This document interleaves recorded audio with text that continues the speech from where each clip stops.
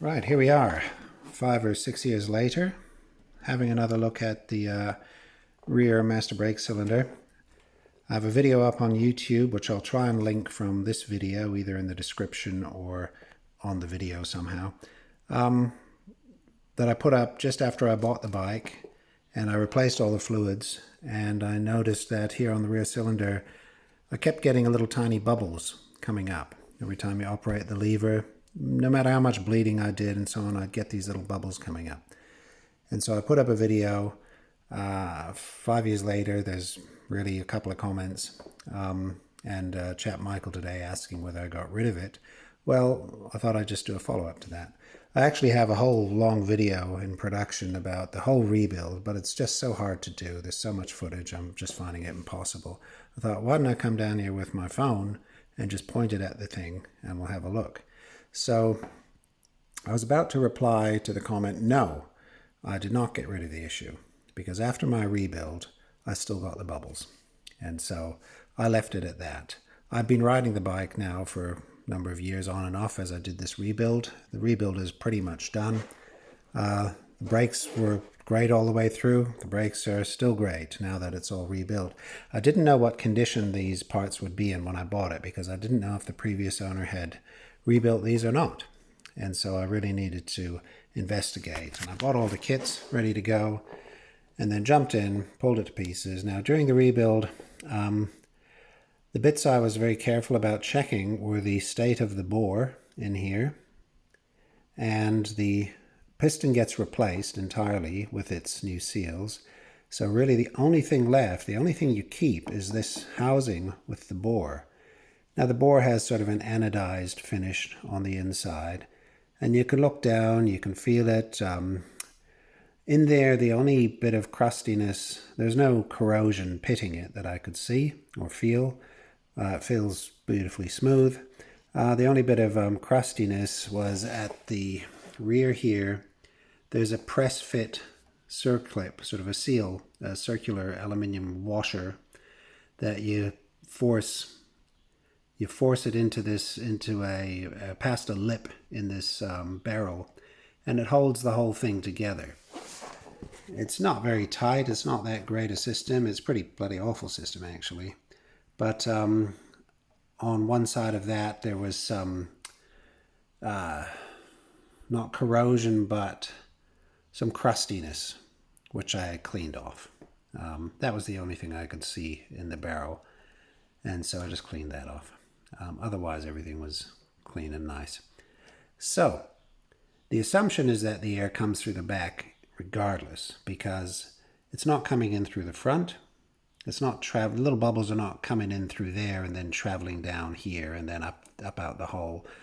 The little bubbles must be coming in from the other end. This is the only other opening is back here on the rear there. And first there's the crush washer thing, and then there's a rubber seal.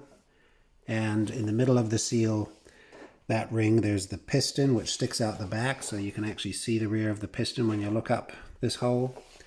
So that's one seal, is a seal between the housing and the piston itself. And so the piston goes in and out of that.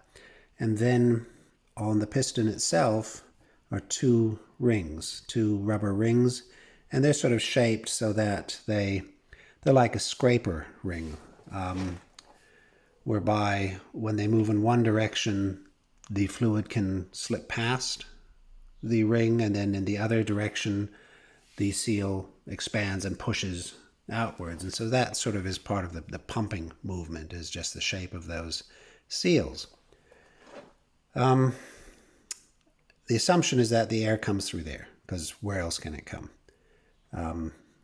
Whether it's a problem, I don't know, and whether it still exists, we'll find out right now. I'll tell you right now, when I finished this job, and whilst I was bleeding this, yeah, it was still there. It was still there. So I just put that aside and haven't thought about it since. I've almost decided that this is how these work. And if others who have these, although after 5 years no one else has really posted about it, but it'd be nice to hear from others with this specific brake to see if theirs also does this. All you have to do is take the cap off. Let me get a paper towel.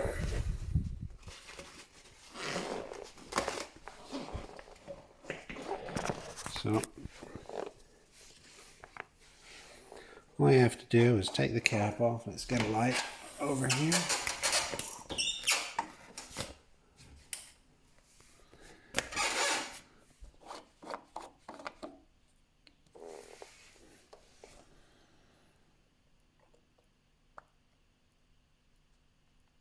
So this has now been back together for a few months.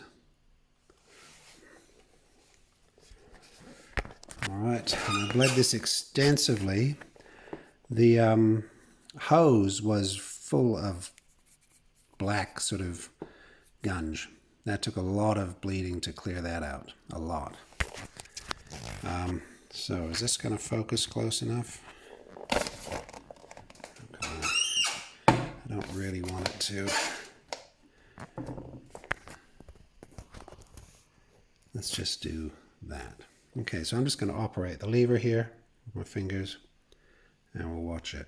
And I'm expecting to see a little bubble. Here we go. It's pushing down. Oh, there we go, just like that. Push down. None. See, that one was probably waiting. Is that a tiny one there? Yep, there's another.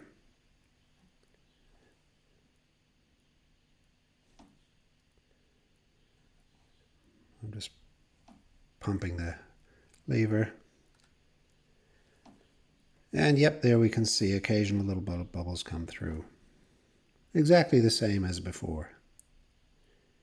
And I found no problem with this. So, very odd, but perhaps how it behaves. I can't see it being a problem. It's certainly not showing itself as a problem. What I'm imagining is that any air that does come through has to come up out of that hole, because that's the high point. As the bubbles go up along here, they'll come out of the hole. And that's what it's doing. There's certainly no sponginess building up over time. The brakes just stay the same. As I said, this has now been a few months, and the brakes are as solid as ever. Nice and hard. Oops. Making that pop fluid come out of there. So it behaves well. So I'm just ignoring it. What else was there I wanted to mention? Oh yes, I was wondering if flicking the lever back, like that, would cause the air to come past the seals.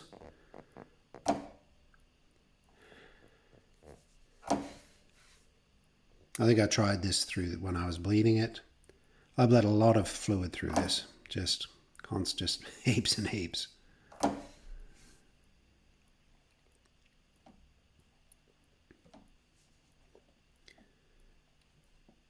See, and the amount of air, the bubbles, would cause these brakes to sponge up in no time if it was actually going through.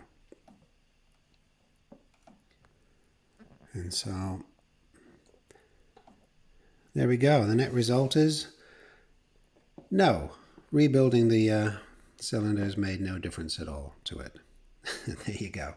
If anyone else can have a look at theirs, all you have to do is pop the cap off, point your phone at it, and just start pumping away. Be careful, because if you hit it hard, it will spit the fluid out. So just sort of push it, or put a towel around it like this, and just let's see what happens. Be nice to know. There we go. All right. There we go. Bye-bye.